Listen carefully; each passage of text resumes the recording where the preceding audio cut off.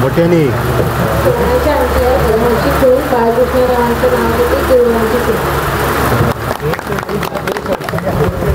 काकी जरा मागे सांगते या इकडे मागे मागे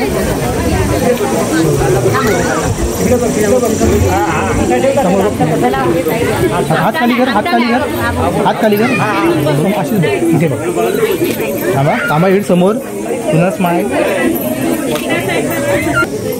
थोडा थोडा थोडा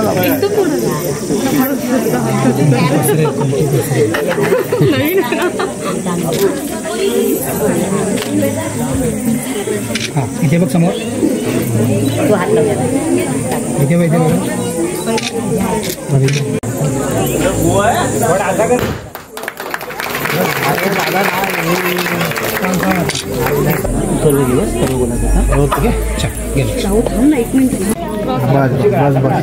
हे तू घे आपण हात लावणार आपण हात लावणार ओके तसेच थांबा सेम बघा दोघांनी थांबा एक मिनिट समोर बघ स्माईल सगळं स्माईल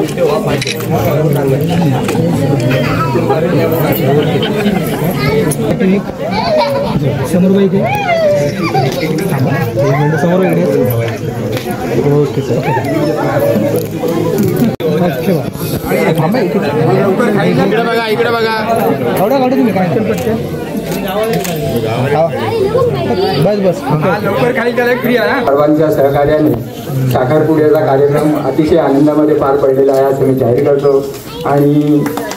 आता यानंतरचा कार्यक्रम जेवणाचा कार्यक्रम आहे परंतु तत्पूर्वी एक म्हणजे सांगतो तत्पूर्वी एक शब्द बोलायचा होता तो म्हणजे असा होता की बोलू नये की बोलावा असा मला प्रश्न पडला होता पण तरी सुद्धा माझं मन सांगते की ते बोलायलाच पाहिजे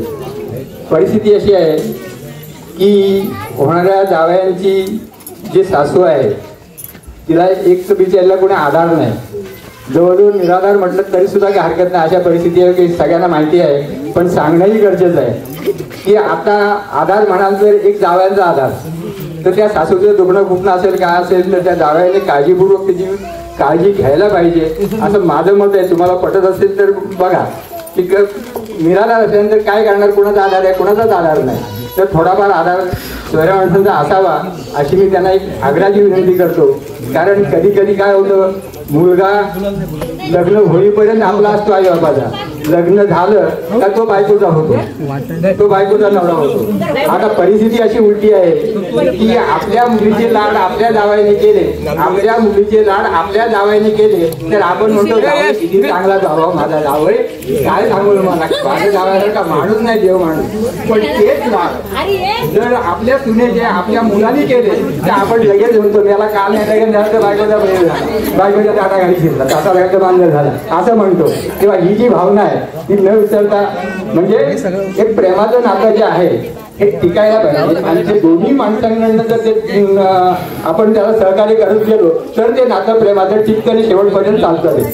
तेव्हा कदाचित आपल्याला असं वाईट वाटलं असेल तर वाईट वाटून घेऊ नका कृपा करून, कारण त्या बाईला हाणार नाही म्हणून तुम्हाला मी सांगितलं. तर तेव्हा एवढी आपलं लक्ष असू द्या हीच आपल्याला विनंती. आणि आजचा कार्यक्रम साखरपुड्याचा आटपलेला आहे, तेव्हा यानंतरचा कार्यक्रम आहे तेव्हा आपली पाहुणे मंडळी लांब कुठे न जाताना जेवणाचा जो कार्यक्रम आहे आपण जेवण सर्वांनी उठून घ्यायचं सगळे आनंद. तितकं बोलून माझे 2 शब्द पुढे करतो. जय हिंद, जय महाराष्ट्र.